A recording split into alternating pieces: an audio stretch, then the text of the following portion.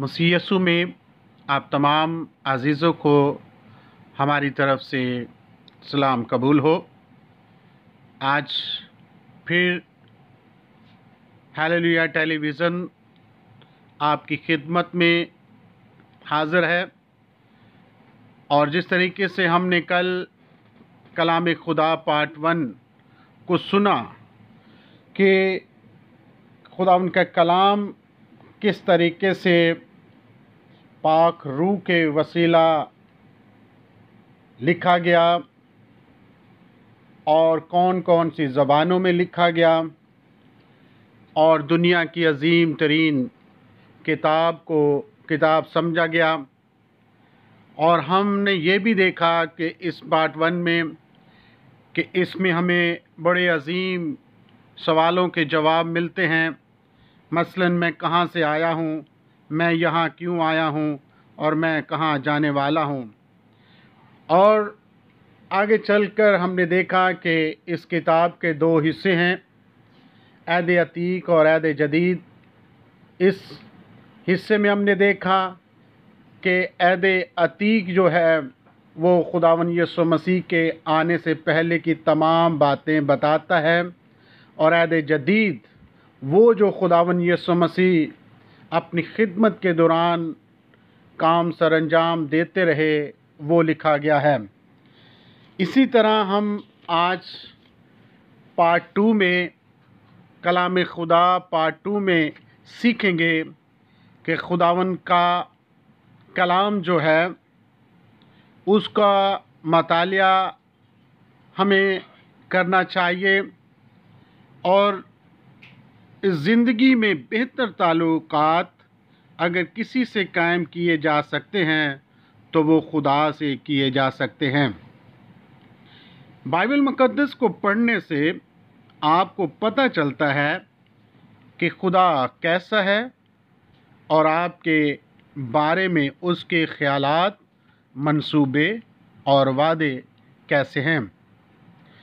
Bible के आगाज़ में मौजूद फ़हरिस्त में आपको पता चलता है कि बाइबल की कौन सी किताब किस सफ़ात पर मौजूद है। आपकी आसानी के लिए बाइबल मुक़द्दस के मुतरजम ने बाइबल मुक़द्दस को किस तरीके से तक़सीम किया है वो आज हम आपको बताना चाहते हैं कि सबसे पहले किताबें, फिर किताबों में अबवाब, फिर किताबों में आयात। मसलन अगर आप इस तरीके का हवाला देखें, पैदाइश 3 बाब और उसकी 15 आयत, तो इससे मराद है पैदाइश की किताब 3 बाब और 15 आयत। दुनिया का सबसे अजीम वादा जो कि बाइबल में मौजूद है, क्योंकि खुदा ने दुनिया से ऐसी मोहब्बत रखी कि उसने अपना इकलौता बेटा बख्श दिया ताकि जो कोई उस पर ईमान लाए हलाक ना हो बल्कि हमेशा की ज़िंदगी पाए। अगर हम इस हवाला को देखना चाहें, यूहन्ना 3 बाब और उसकी 16 आयत में इस हवाला को हम पढ़ सकते हैं। उसके बाद हम देखेंगे कलाम खुदा का मकसद, और तू बचपन से उन पाक नविश्तों से वाकिफ़ है जो तुझे मसीह यस्सु पर ईमान लाने से नजात हासिल करने के लिए दनाई बख्श सकते हैं। हर एक सफ़ात जो खुदा के इल्हाम से है, तालीम और इल्ज़ाम और असलाह और रास्तबाजी में तरबियत करने के लिए फ़ायदेमंद भी है। दूसरा तीमुथियुस 3 बाब और उसकी 15 आयत और 16 आयत में लिखा गया है, कलाम खुदा की अता करता है, ज़िंदा करने वाली तो रूह है, जिस्म से कुछ फ़ायदा नहीं। जो बातें मैंने तुमसे कही हैं وہ روح ہے اور زندگی بھی۔ اور خداوند کے کلام میں ہمیں تخلیق بھی ملتی ہے۔ آسمان خدا کے کلام سے اور اس سارے لشکر اس کے منہ کے دم سے بنا۔ وہ سمندر کا پانی تودے کی مانند جمع کرتا ہے، وہ گہرے سمندر کو مخزونوں میں رکھتا ہے۔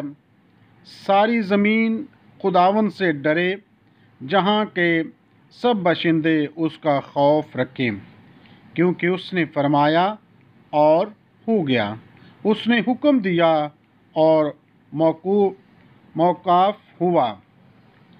زبور 33 باب اور اس کی 6 اور 9 آیت۔ آگے چل کر ہم خداوند کا کلام جب پڑھتے ہیں اور سیکھتے ہیں کہ کلام خدا پانی کی مانند ہے اور یہ دوتا ہے۔ اب تم اس کلام کے سبب سے جو میں نے تم سے کیا ہو، یوحنا 15 باب اور اس کی 3 آیت۔ اور یہی کلام خدا یہ ہمیں صاف رکھتا ہے۔ جوان اپنی روش کس طرح پاک رکھے، تیرے کلام کے مطابق اس پر نگاہ رکھنے سے میں پورے دل سے تیرا طالب ہوں۔ مجھے اپنے فرمان سے بھٹکنے نہ دے، میں نے تیرے کلام کو اپنے دل میں رکھ لیا تاکہ تیرے خلاف گناہ نہ کروں۔ کلام خدا ہماری زندگیوں کے لیے روشنی بخشتا ہے۔ خداوند کے قوانین راست ہیں، وہ دل کو فورت پہنچاتے ہیں۔ خداوند کا حکم بے عیب ہے، وہ آنکھوں کو روشن کرتا ہے۔ کلام خدا روحانی غذا ہے۔ اس نے جواب میں لکھا کہ آدمی صرف روٹی ہی سے جیتا نہ رہے گا، بلکہ ہر بات سے جو خدا کے منہ سے نکلتی ہے۔ یہ روحانی نشوونما بھی بخشتا ہے۔ اور اے بھائیو، میں تم سے اس طرح کلام نہ کر سکا جس طرح روحانیوں سے، بلکہ جیسے جسمانیوں سے اور ان سے جو مسیح میں بچے ہیں۔ میں نے تمہیں دودھ پلایا اور کھانا نہ کھلایا، کیونکہ تم کو اس کی برداشت نہ تھی، بلکہ اب بھی برداشت نہیں ہے۔ جب ہم خداوند کے کلام میں آگے بڑھتے ہیں تو ہم خداوند کے کلام کو جب بخوبی دیکھیں تو کلام خدا ایک بیج کی مانند ہے۔ لوکا 8 باب اس کی 14 اور 15 آیت میں یسوع اپنے شاگردوں کو بیج بونے والے کی تمثیل بتاتے ہیں۔ آیت 11 میں یسوع نے کہا، بیج کلام خدا کا کلام ہے۔ ہماری بابت خدا کی مرضی یہ ہے کہ ہم پھلدار ہوں۔ اور خداوند کا کلام جو ہے وہ کلام تلوار کی مانند ہے، اور نجات کا خود اور روح کی تلوار جو خدا کا کلام ہے لے لو۔ مزید اگر ہم دیکھیں تو یسوع نے کیسے بیابان میں اپنی آزمائش کے دوران ابلیس کے خلاف یہ تلوار استعمال کی، اور یہی کلام خدا دعا کرنے میں ہماری مدد کرتا ہے۔ اگر تم مجھ میں قائم رہو اور میری باتیں تم میں قائم رہیں تو جو چاہو مانگو وہ تمہارے لیے ہو جائے گا۔ جو چاہو مانگو اس سے مراد یہ ہے کہ پورے اختیار اور حق کے ساتھ مانگو۔ اب تخلیق کلام ہمارے منہ میں ہے۔ جب ہم آگے چلتے ہیں تو کلام خدا ہمارے اندر مضبوط ہوتا ہے۔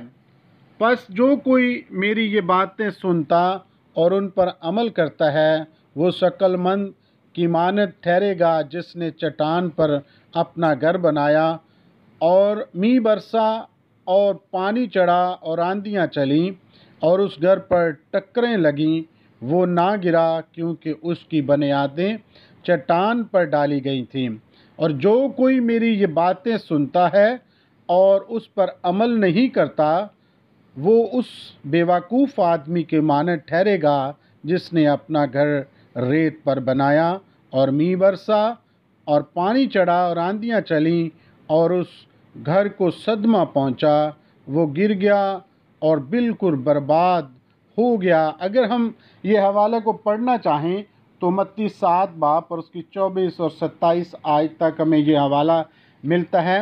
تو عزیزو، ہم نے خداوند کے کلام کو آج بڑے غور کے ساتھ یہ دیکھا کہ خداوند کا کلام ہماری زندگیوں کے کتنا ضروری ہے، اور یہ کلام ہمیں کس طریقے سے مضبوط کرتا ہے۔